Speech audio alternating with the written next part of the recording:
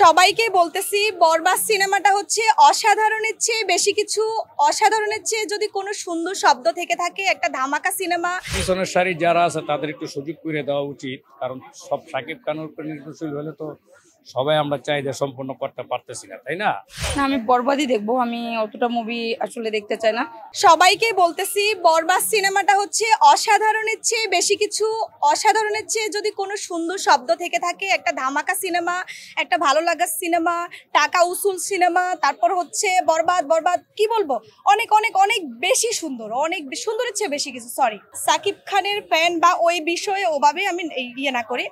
আমি আসলে ভালোর পক্ষে, মানে যে সিনেমাটা আমাকে ভালো দিবে আমি তারই পক্ষে, তারই ফ্যান। তো সাকিব খানের প্রিয়তমা আমার ভালো লেগেছে, রাজকুমারও ভালো লেগেছে, তারপর তুফানও ভালো লেগেছে। তুফান তো বেস্ট বেস্ট। এখন দেখলাম হচ্ছে বরবাদ, সেটাও ভালো লেগেছে। এখন হচ্ছে সাকিব খানের ফ্যান যদি বলি, তবে হ্যাঁ, এবার বরবাদে সাকিব খানের লুক দেখে আমি অনেকটা টাসকে খেয়ে ফেলেছি। মানে প্রেমে পড়ার একটু একটু ধাপে পড়ে গেছিলাম, যা এর আগে হয় নাই। মানে এতটাই সুন্দর ছিল তার লুকিং, তার গ্ল্যামারাস। এই বয়সে এসে অবশ্যই এটা মেকআপ ম্যানকেও আমার একটু ক্রেডিট দেওয়া উচিত। অমিত ভাইয়া অনেক সুন্দর মেকআপ করেছে। আর হচ্ছে সত্যি অসাধারণ লেগেছে সাকিব খানকে।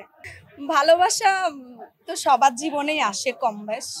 বরবাদ তো এখন হয়নি। বরবাদ না হলে তো এখানে এসে দাঁড়াতে পারতাম না। হ্যাঁ, এখনো পর্যন্ত কারোর জন্য আমি বরবাদ হইনি। এখন আমার জন্য কারো জীবন বরবাদ হয়েছে কিনা আমি সেটা জানি না। শাকিব খানের গত বছর প্রিয়তমে দেখলাম, খুব ভালো লাগলো।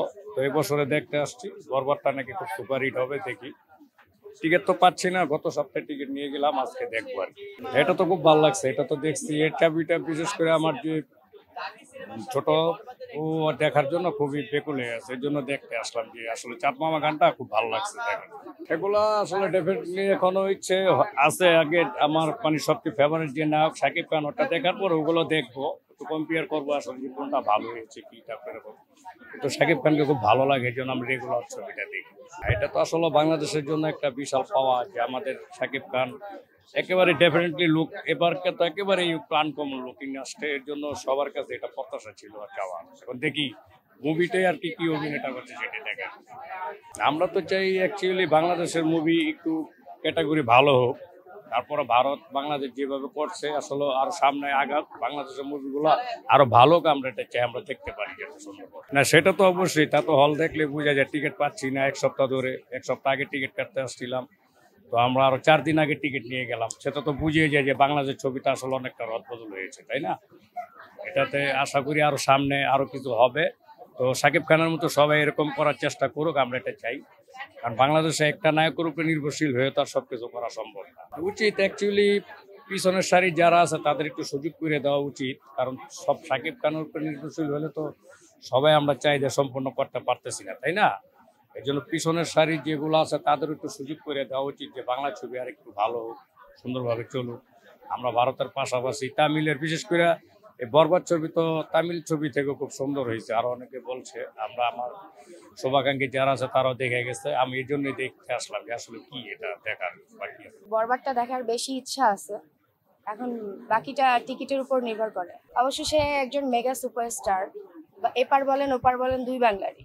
তো এই জন্য আর সবসময় তার ছবিগুলোই আমরা বেশি দেখি। বিশেষ করে বাচ্চা থেকে সবাই কিন্তু তার মুভি দেখে, এমনকি আপনারাও দেখেন। এর আগে দেখা হয়েছে হচ্ছে পিয়া আমার পিয়া, জান আমার জান, কোটি টাকার কাবিন, 1 টাকার বউ, বলবো কথা বাসর ঘরে, সবই দেখা হয়েছে। প্রেমের লাগি বুকটা করে আ আ উ, দুষ্টু কোকিল ডাকে রে উ উ উ। না, এরকম ছিল না। এই গানটার মতো একটু ডিফারেন্ট আর কি। ছবিটার মধ্যে পুরোপুরি ডিফারেন্ট। ট্রেলার দেখে যতটুকু বোঝা গেছে, শুধু বাংলাটুকুই বলতে পারবে সবাই, চাঁদ মামা চাঁদ মামা, এতটুকু বাংলা বলতে পারবে। আরটুকু একটু মানে একটু ডিফারেন্ট। ঢাকাইয়া মাল অরিজিনাল। এই চিল্লো মাল দে। আসলে সাকিব খান তো আমাদের সবার, সাকিব খানের আলাদা কোনো ফ্যান নেই। সাকিব খান নিজেই বলেছে রিক্সাওয়ালা থেকে শুরু করে উপরে এলিট শ্রেণীর সবাই আমার ফ্রেন্ড, সবাই আমার। আর শাকিব খান হচ্ছে আমাদের সবার, আমাদের বাংলা ইন্ডাস্ট্রির সিনেমার, আমাদের বাংলাদেশের গর্ব, আমাদের হিরো। শাকিব খান তো কারো আলাদা না। কেউ কেউ এটা হচ্ছে রাজনীতি করতেছে শাকিব খানকে নিয়ে, হিংসা করতেছে, এটা ঠিক না। শাকিব খান আমাদের সবার। শাকিব খানের আলাদা কোনো ফ্যান ফলোয়ার আছে আমি এটা মানি না। আমি মনে করি যে শাকিব খান বাংলাদেশের।